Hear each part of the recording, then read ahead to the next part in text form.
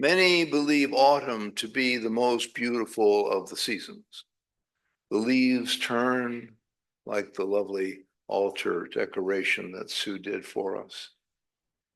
They become beautiful colors because they are dying.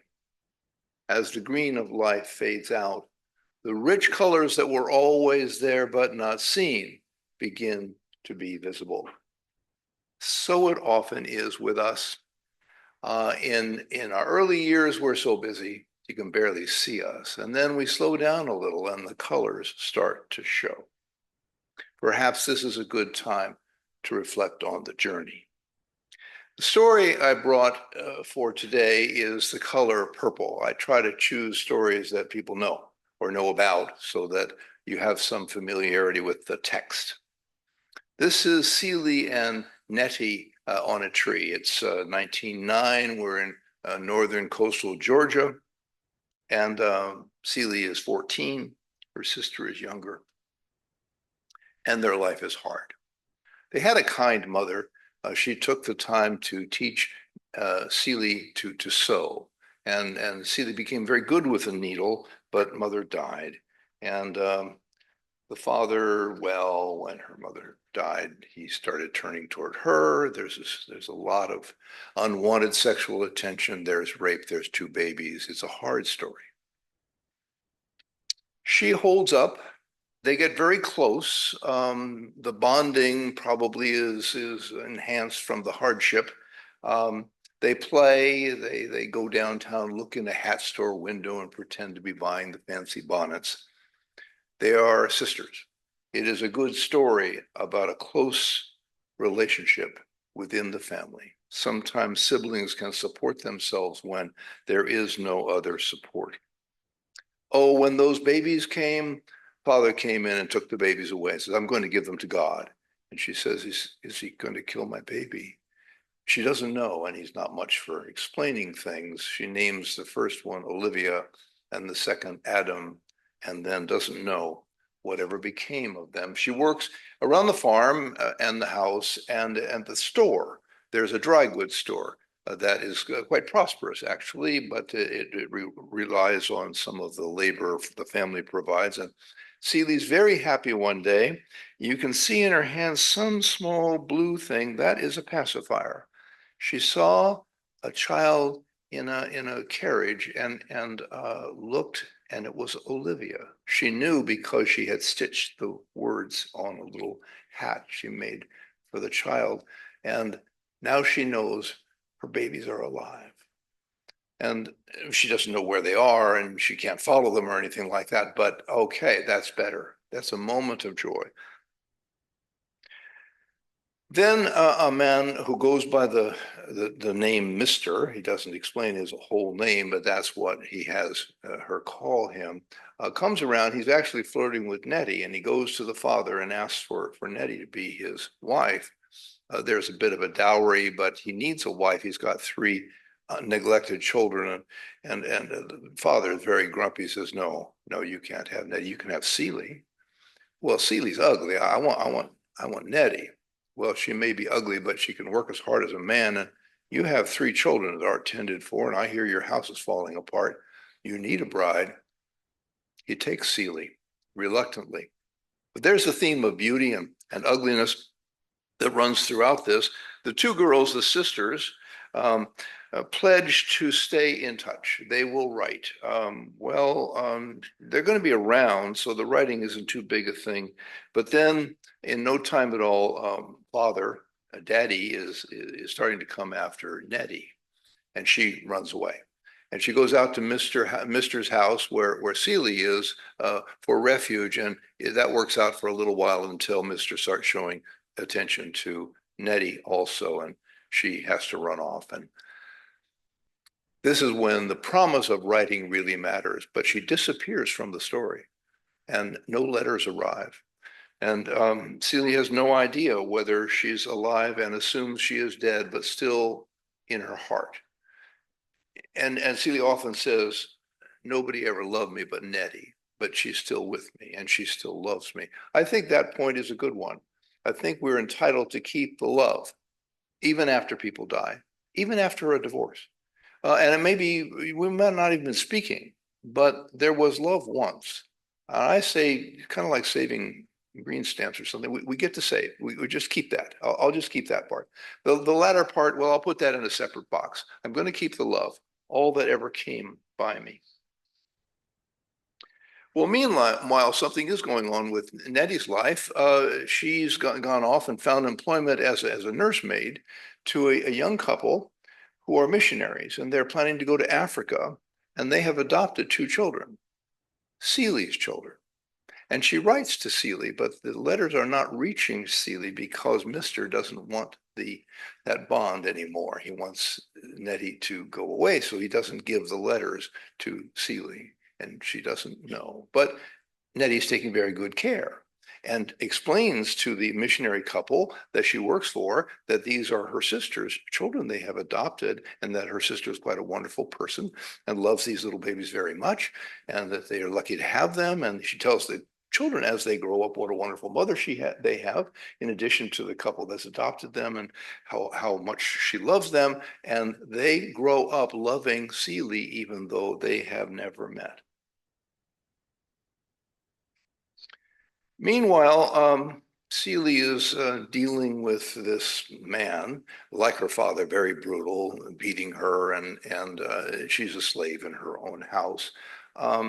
There's a picture that Mr.'s old girlfriend had sent him, and she's beautiful. She's a singer somewhere, and this is by the bedside. This picture of his long-term mistress. He had not married her because his father thought she wasn't a good enough person. That she was a tramp because she was an entertainer and traveled around. And to him, a bit of a loose woman. The thing is, she was mouthy. Thing she spoke up for herself, and the old man, Mr.'s father, didn't like that. And then the baby, some time passes, and those three scruffy kids who are cared for well by Seeley, but not very appreciative, as the children and broken up families often are. And the oldest boy grows old enough to marry, and he marries and builds a house, which his father says, well, you can't build. No, your father gave me this land when I turned 16. I can build here. And he builds a rather large house. The marriage doesn't work out, but then he decides to use that house to open a juke joint, which is an important part of the story. And those of you who know the story well realize I'm skipping huge pieces of it in the interest of time. But the juke joint is a sort of fascinating place built out in the swampland, and well built, and all his friends join in. And he decides to have entertainment, and his father just says, well, this is not going to, nobody's going to want to come out here in the swamp to drink and hear music and such. And then Shug, the old girlfriend, shows up. Shug is not feeling well. She comes in grouchy and sick, and mean to Seeley, and actually mean to Mr., but they take care of her. And Seeley doesn't complain for a moment to have another woman. She's not that attached to this guy anyway, but she takes care of Seeley, and she combs her hair. It starts in the bathtub. Shug wants somebody to rub her back. She's a rather important person, fairly successful as an entertainer, so she's used to having people care for her. Well, Seeley does this and nurses her back to health and falls for her. It's very sensuous, and this is the sensual awakening of our protagonist, being around this woman who is kind of a wild spirit and always chasing around and things like that, and a sweetness grows between them. And there's a fantasy sequence, because I just watched the musical version. It was a book, and then a movie, and then a musical was adapted from the movie, and then a new movie was adapted from the musical from Broadway. Anyway, there's lots of layers here, and I've been exposed to most of them. And there's a fantasy dance where Seeley starts dancing on a record. And meanwhile, Shug is in the bathtub, and we get the blues, and we get the sensuousness of this growing relationship. And in the book, there's this long description of how fine the hair is, very short. I've never touched hair like this. Well, she's washing Shug's hair, and it grows. And Shug is quite a philosopher, really. One day I was sitting quiet and feeling like a motherless child, which I was. This is Shug speaking. It come to me, that feeling of being part of everything, not separate at all. I knew just what it was. In fact, when it happened, you can't miss it. It's sort of like, what she say, grinning and rubbing high on my thigh. Now it's Celie talking. Shug, I say. Oh, she say, God love all them feelings. That's some of the best stuff God did. And when you know God loves him, you enjoy them a lot more.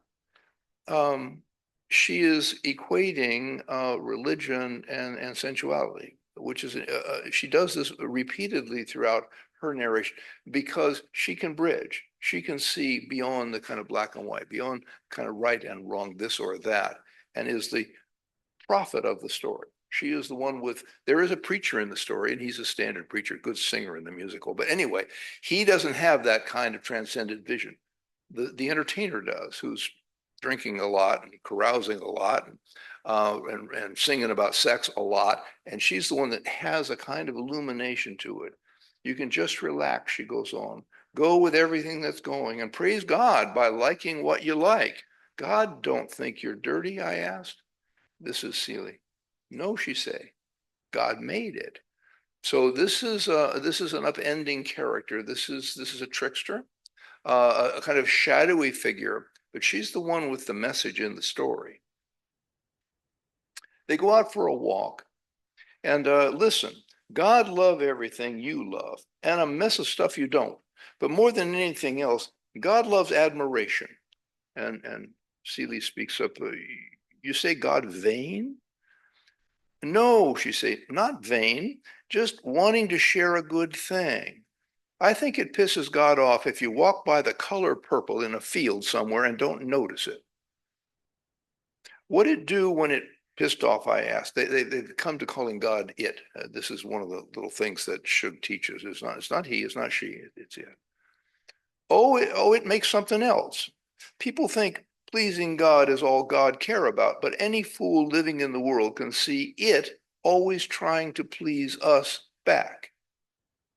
Yeah, I say. Yeah, always making little surprises and springing them on us when we least expect. You mean it want to be loved just like the Bible say? Yes, Celie, she say. Everything want to be loved. Us sing and dance, make faces and give flower bouquets, trying to be loved. And they grow closer. And she puts some lipstick on Celie, and they're bonding. And she's seeing how beautiful Celie is, and something that has never, ever crossed Celie's mind, that she might look in a mirror and like what she sees. Shug's refrain to Celie describes an aspect of freedom in knowing that our pleasure is important and is connected to God's happiness as well.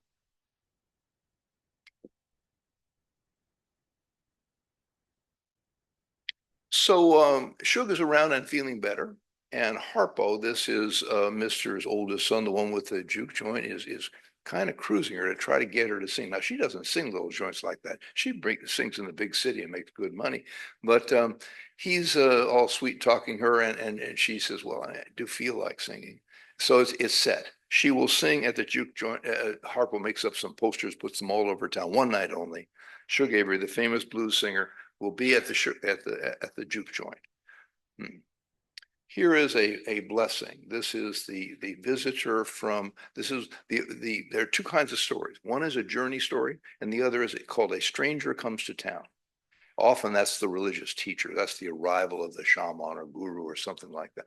Shug is that character here, and she has come, even though she's actually from here, she's been away so long, it's a strange energy that has arrived. And she sings. First of all, she arrives by a boat like Cleopatra, and it comes in this red dress with this headdress, and it's Celie's Blues. She's got a special song about sisters. It's about sisters being lovers. It's a very passionate song, and it sets the place on fire. In fact, the women start fighting after a while. Not Celie, and this is where we see the story is about Celie's deliverance from oppression. First of all, the inner oppression that's been absorbed from the brutality, where she does not treat herself well. And Shug is the maker of her liberation and the messenger of hope, of a new way of being. Harpo, the owner of the juke joint, has never seen a performance like this in his life. He and everyone else present is dazzled by this transcendent performance. And then the fight breaks out, as I say, and Shug steals Celia away to be safe, but they go off to the movie. Shug has this fancy car. They go into town to the movie show, and it's an all-black theater, and it's an all-black cast, a special movie for the population. And they're watching the movie. We don't see much of the movie because we're in a musical. It kind of goes into a dream sequence, and dancing, and they're dancing around, and then as the music ends, they kiss. And the beginning of their really romantic, sensual, erotic relationship begins. Shug teaches Seeley we do not have anything to worry about. We can be loved by God, whatever that is, regardless of how we show up. And that phrase means if we show up LGBTQ plus, doesn't matter to God, whatever that is. We are here to be loved. Now, what we're having here is somebody coming in from the margins. We're already in a marginal population in a small rural town, all black. There's a few white folks around causing trouble, but we are mainly following black folks in this story. And then a marginal character from that population arrives. You know, revelation comes from the edges of things. You ever read stories of the visions of Our Lady and things, and some of the Jesus's face showing up on toast, and these stories, they're in the news. The stuff that you used to buy by the supermarket counter, I think they all went out of business, but they had the greatest headlines, and you're so tempted to spend your $1.50 to say, what in the world? Usually, if the line isn't moving too fast, you can get the good part before. Anyway, those things don't happen in downtown Manhattan. They happen out in the farmlands of Portugal someplace. Why? Because those folks aren't under the rule of logic, the rule of the common consensual reality. It doesn't happen at the Vatican. It happens in some cave out in the south of France someplace. Yeah, where the ideas aren't so controlled. At the raffish edges of consciousness is where the new possibility might sneak in, collectively and personally. Sometimes when we are in hardship, sometimes when things are not going well, where our orderly minds are not in control the way they usually are, we get a dream, we get a revelation. There is some little opening to a new way of seeing things. While Shug is staying there, she goes out to the mailbox. Celia is not allowed to go out to the mailbox. Mr. always goes out and sees the mailman and takes the mail usually by hand, doesn't even get in the mailbox. Well, Shug's walking around in her bathrobe, being kind of a floozy, and she's, oh, it's a man. Goes out there to say hello to the mailman, and he's got some mail. Oh, I usually give this to Mr. It's all right. Mr.'s away. I can take it. Well, it's a letter for Celia from Nettie. And she reads this, and Nettie mentions, I don't know if you're reading this. I've been writing, like I said, for a long time now. You never write back. I hope you're getting my letters. Well, that's the first one she got, but other letters? What is this? And they start looking around the house and find the stash hidden away where Mr. has tossed all these unopened letters from Nettie for these years now. And there is a feast of love as Celia opens all these. And here's the story of how Nettie has gone to work for this missionary couple, as she'd been off in Africa, and she describes how black folks are kings and queens here, and it's a whole different. She's really had an eye-opening experience, and she talks about the children and how they love Celia, and how well they're doing, and they're pretty much grown now, and this whole reality opens up. You know, there are times when we have one view of something, but it's uninformed. And maybe it's a view of not feeling very loved or not being okay. And then you meet somebody and they said, you know, I've always admired you. And somebody maybe from long ago, I went to my high school reunions, and a couple people remember me, and they said, you were so funny. What? I was telling some jokes back in the day. Oh, I forgot to tell my jokes before I go further. No, no, no. This is a joke emergency. A man is about going to movies here since we're using a movie today. A man is returning to his seat after going out to get some popcorn. Excuse me, he says to the woman sitting by the aisle. Did I step on your foot when I went out? Yes, you did, she says in a quite irritated voice. Oh, yeah, good. That means I'm at the right row here. Man goes to psychiatrist. Doctor, my wife is secretly a movie theater.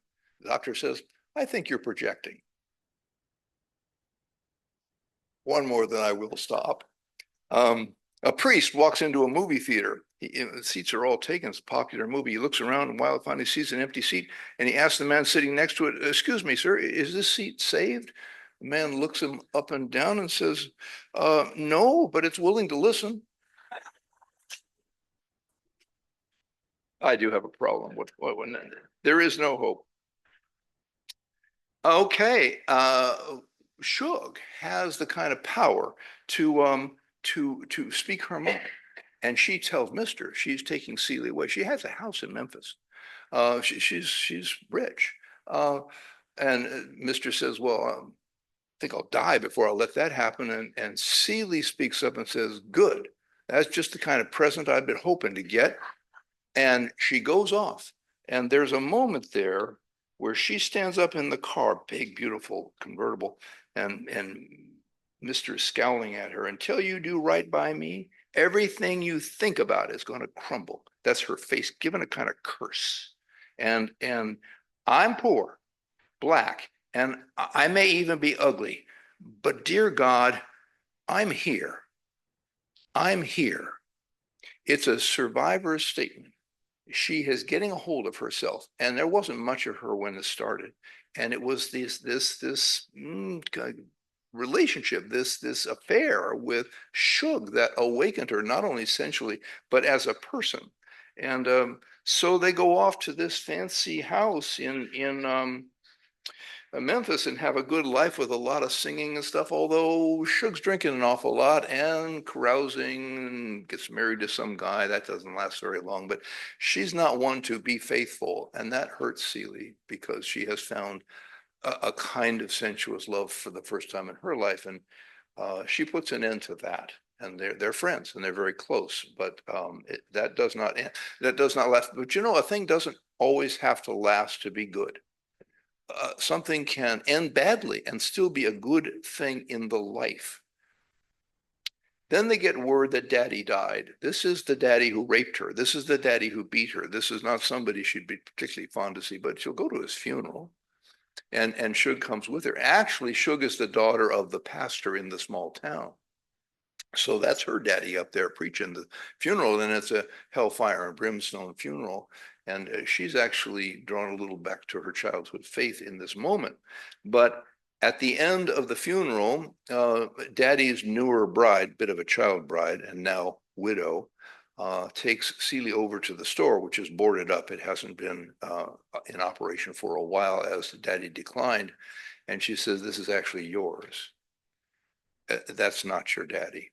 You had a biological father. Your mother, when he died, married this man. His name's Alfonso, and I found the deeds, and your name and Nettie's name's on the deeds. This belongs to you, and so does the house." So now Celie is somewhat well off, and there is a big production number since we're in a musical here.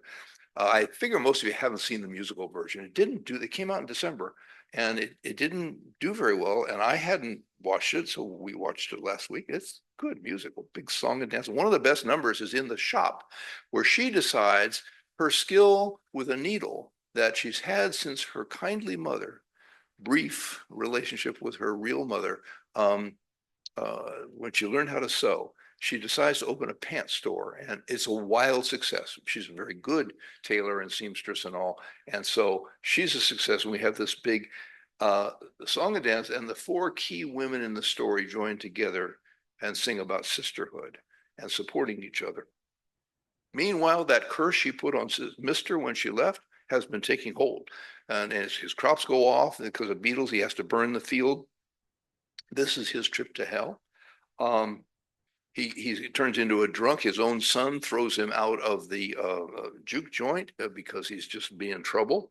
Um, he hits bottom and he's face down in the mud in his burned out field when the postman comes and brings yet another letter. And he reads this. He hasn't been opening Nettie's mail, but there's some talk about wanting to get out of Africa because there's been revolutions and the British have been invading. And anyway, it's dangerous, but they don't have the money. They don't have the clearance from immigration. They can't do it. So there's more trouble in this letter. And Mr. is in need of redemption. Mr.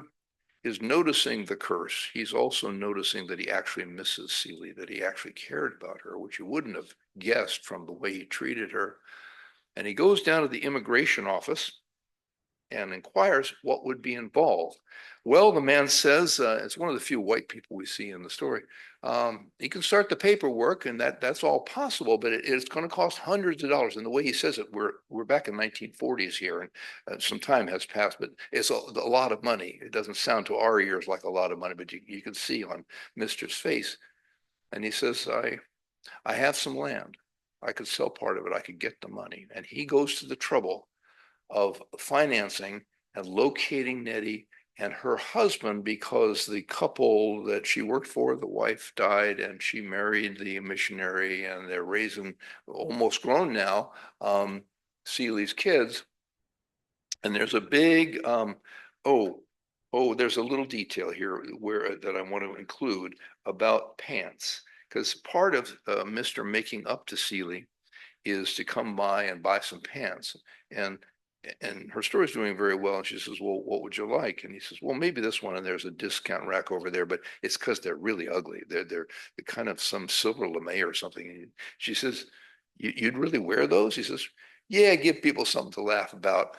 But he just wants to help her out. And he brings some things, including the picture of Shug, which he knows means something more to her, and some of her things from the house.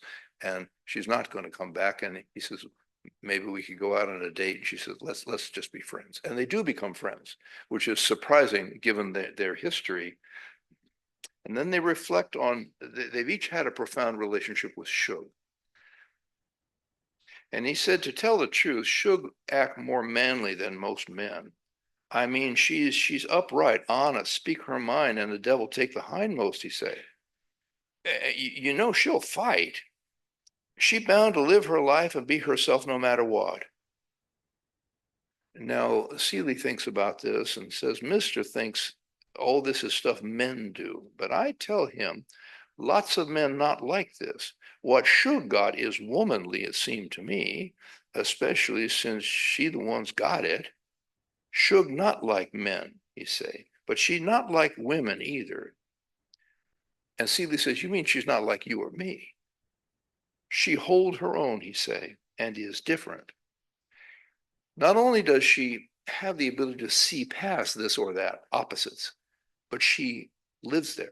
She can bridge the qualities of what is traditionally called masculine and feminine in ways that are more than either gender can hold on their own. And then there's a big village Easter gathering out under a big tree. And Mr. has arranged by surprise for Nettie to show up. And she's got African clothes on, and there's her kids who speak English, which is, she must have taught them the English, because these kids grew up in Africa, and there is this reunion. And Celie never thought she'd see Nettie again. And she meets her son and and her daughter, who she's not seen as grown-ups, and they tell her what they have come to tell her, which is that they love her and they have loved her all along. There was a long time when she didn't know how much she was loved, that the only love she'd ever had in her life was Nettie, but it turns out there was more than that. And they sing a song, and the last slide of the story is the tree they're under. It's kind of the tree of life, and you see the whole village gathered for this party. So what are the action steps? Well, notice the color purple, by which I say the flowers in the field. If there are any animals in your life, notice what they have to tell you Notice what the mood of the day is. Notice the leaves as they turn. Hasn't quite happened here yet, but it will. The second action step is embrace your beauty. She sings a song. There are a lot of good songs in it. Got my house, it still keep the cold out. Got my chair when my body can't hold out. Got my hands doing good like they supposed to, showing my heart to the folks that I'm close to. And I'm thankful for every day that I'm given, both the easy and the hard ones I'm living. But most of all, I'm thankful for loving who I really am. Yes, I'm beautiful. I'm beautiful. And I'm here. So that's the final point on my action list is reconnect with your lost selves. The Nettie who has loved you all along, which could be a person, but might be a part of yourself that enjoyed things in childhood that haven't been visited for a long time. Go look for the rest of yourself and have a big old reunion. Namaste. Blessed be. And so it goes.